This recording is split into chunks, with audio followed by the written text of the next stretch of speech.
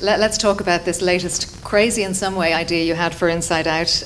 We meet 11-year-old Riley, this young girl, and the question is what is going on in her head. Mm-hmm. And so these guys came up with the idea that we would show 5 personified feelings or emotions: joy, sadness, disgust, fear, and anger. This is, in a way, a personal story for you because you did look at your 11-year-old daughter, right, Pete, and ask that question, what's going on in her head? Yeah, if you've seen the film Up, the kid at the beginning, young Ellie, she was about, my own daughter's name is Ellie, and she was about 9 as she did the voice for that character. And she was kind of like that character. We have pictures of her with like a broken arm, and she's running around talking to people and kind of a little whirling dervish. And then as she got older, she got a little more quiet. And this really ticked my own memory of growing up, and that was a difficult time for me. And as we talked about it at work, Jonas has kids, Ronnie Dale Carmen, who's a co-director, we all talked about this difficulty of growing up and thought there's something that could be said about that, something to talk about there, because it's a difficult time, and it's a kind of, for me, a time of loss in a sense. As you grow older, it feels like you leave something or lose something that is vital. And of course, we're trying to make a career of not losing that, of holding on to it. But we sort of created this Peter Pan, Neverland kind of philosophy at Pixar, and that fascinated us. When he came in, I thought it was really great because I know Ellie and we've worked together for years, but he came with just such a beautiful top-line pitch, and it was, what if we told a story about a little girl, but she's not the main character, she's the setting, and we sit forward, and inside her head are the emotions, and we're going to tell a story through the point of view of those emotions and personify those, and that you created this great volley, and I thought that was just worthy of a movie, so we developed that, and it just felt personal and truthful, and we couldn't promise it would be a movie, but it felt like the seeds that could lead to something really interesting. But there was a huge amount of invention for this. I mean, it's now out and we know it's a hit, but I'm wondering for those early days, I mean, pitching that idea to your superiors, how did it go down? Well, thankfully we work with creative people. So John Lasseter, I pitched to him, and he right away sort of leaned forward and he saw the potential in it. It was interesting. This film, about half people I would pitch it to would go, oh yeah? And other people would kind of tilt their head like the RCA dog, like what are you talking about? So it was a really kind of split early on, and that made me a little nervous.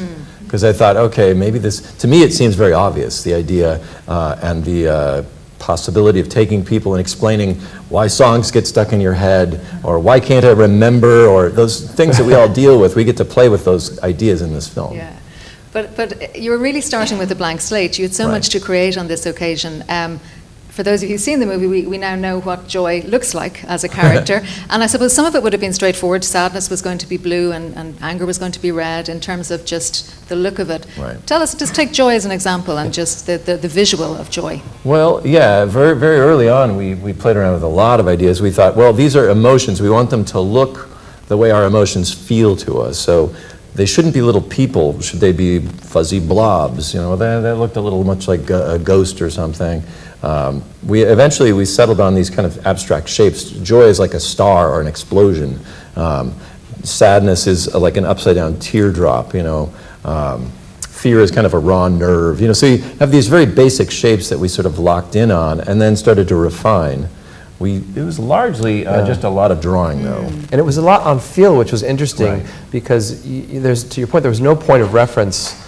What does the memory look like? And you would describe things, and we would have to challenge our art department to then, just draw and immerse ourselves in these ideas until, you would go, that feels right, and then we'd kind of hone in on that. And we just sort of created this visual grammar that wasn't there. Headquarters and the mind and all these things we just get to make up. Some things were easy, like dream production. Felt like, oh, that's a theater or a stage, and that made sense. But the rest of it we just had to kind of make up, which was really fun, but also, really challenging. Because I think a lot of people have said that it feels very sophisticated. There's a lot of depth and complexity to the idea. I think that's largely because it's a very abstract idea that we've made physical. So you're taking concepts that are hard to even talk about sometimes, but if you make them into like, here's an object, here's a place, then it becomes much more understandable. And we've shown the film to 3-year-olds who seem to really get it. So it's really. Our hope was we'd be able to help define things. We were in Disneyland. There's a guy walking down the street with a shirt that was grumpy. I'm right? grumpy. Yeah. I'm grumpy or whatever. Yeah. That's from the 30s, and it is so clear and Right. so gettable. And we thought this could be our version of the Seven Dwarfs a little bit. Like we could forever personify joy. That's what she looks like. That's how she sounds, you know, Yeah. and anger and so forth, and the environment as well. And that was exciting. And you know, we hope we've stepped that way a little Yeah, bit. so if you look at the Definitely. characters, they're made up of energy. They're like these tiny little particles that move slowly and hopefully not distractingly, but you get the sense that if they move too fast, they could kind of lose some, or Joy actually does as she zips around. And that was our attempt at making it physical, the idea of energy Yeah. and feeling. I want to come back to those characters in a moment, but I think for all of us here who aren't in the business, it seems extraordinary, just the whole process from beginning to end of this. It took 5 years. Can you give us an idea of how it starts and how much animation you get done a week? Mm-hmm. You want to go through the process? Yeah, I mean, it's.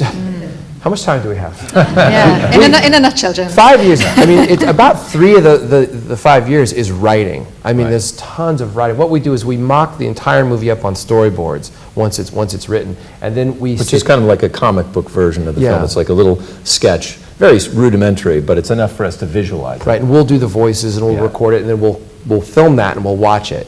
So you kind of get a simulation of a motion picture.